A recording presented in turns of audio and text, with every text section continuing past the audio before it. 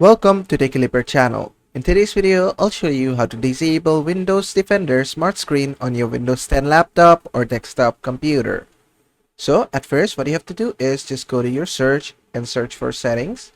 Then just open settings from the best match. Then just maximize this. From here, make sure to go inside update and security. From here, on the left hand menu, go to Windows Security. From here, you need to go inside App and Browser Control. From here, just click on Reputation-Based Product Settings. And from here, you're going to find the option Smart Screen for Microsoft Edge. You can turn this off. Also, you can turn the first one off if you want. And you can go to the end and find Smart Screen for Microsoft Store Apps. And you can turn this off as well.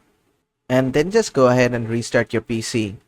And basically that is how to disable Microsoft Windows Defender Smart Screen on your Windows 10 laptop or desktop computer. I hope this video was helpful. If it was, please give it a thumbs up and don't forget to subscribe.